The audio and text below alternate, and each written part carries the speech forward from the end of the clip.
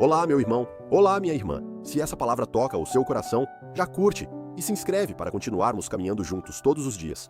O evangelho de hoje traz uma das parábolas mais conhecidas de Jesus, a parábola do filho pródigo. Mas, na verdade, ela fala muito mais sobre o coração do pai. E chegavam-se a ele todos os publicanos e pecadores para o ouvir. E os fariseus e os escribas murmuravam, dizendo: Este recebe pecadores e come com eles. E ele lhes propôs esta parábola, dizendo, e disse: Um certo homem tinha 2 filhos, e o mais moço deles disse ao pai: Pai, dá-me a parte dos bens que me pertence. E ele repartiu por eles a fazenda. E poucos dias depois, o filho mais novo, ajuntando tudo, partiu para uma terra longínqua, e ali desperdiçou os seus bens, vivendo dissolutamente.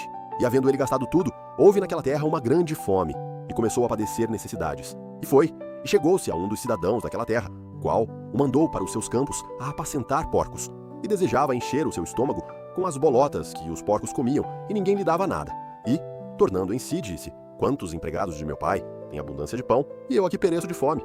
Levantar-me-ei, e irei ter com meu pai, e dir-lhe-ei: Pai, pequei contra o céu e perante ti, já não sou digno de ser chamado teu filho, faze-me como um dos teus empregados. E levantando-se, foi para seu pai, e quando ainda estava longe, viu-o seu pai, e se moveu de íntima compaixão, e correndo, lançou-se-lhe ao pescoço e o beijou.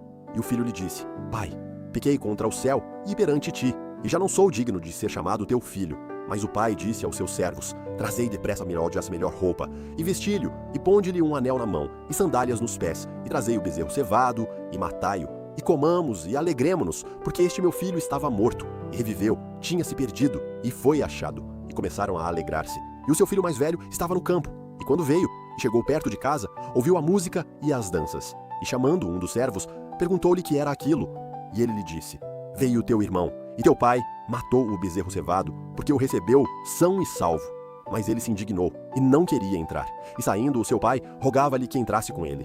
Mas, respondendo ele, disse ao pai: Eis que te sirvo há tantos anos, sem nunca transgredir o teu mandamento, e nunca me deste um cabrito, para alegrar-me com os meus amigos. Vindo, porém, este teu filho, que desperdiçou os teus bens com as meretrizes, mataste-lhe o bezerro cevado. E ele lhe disse: Filho, tu sempre estás comigo, e todas as minhas coisas são tuas. Mas era justo alegrarmos-nos e folgarmos, porque este teu irmão estava morto, e reviveu, e tinha-se perdido, e achou-se. O filho mais novo pede a herança e vai embora. Ele quer os bens do pai, mas não quer viver com o pai. E muitas vezes é assim também com a gente. Queremos as bênçãos de Deus, mas nem sempre queremos permanecer perto dele.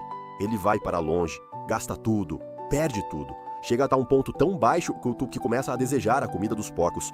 É nesse momento que o evangelho diz algo muito importante: tornando em si. Ou seja, ele desperta, ele percebe onde chegou e decide voltar. E talvez essa seja uma das maiores lições dessa parábola. Enquanto estamos longe de Deus, tudo parece liberdade, mas no fundo é perda. A verdadeira liberdade começa quando voltamos. O filho prepara um discurso, imaginando que talvez o pai o aceite apenas como empregado. Mas quando ele ainda estava longe, o pai o vê e corre ao seu encontro. Isso é impressionante. Na cultura da época, um pai não corria, mas esse corre. Corre porque ama, corre porque estava esperando.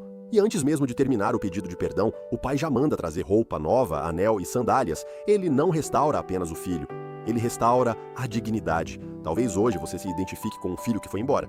Talvez você tenha se afastado, feito escolhas que te levaram para longe. Mas esse evangelho nos lembra de algo essencial. O caminho de volta sempre está aberto.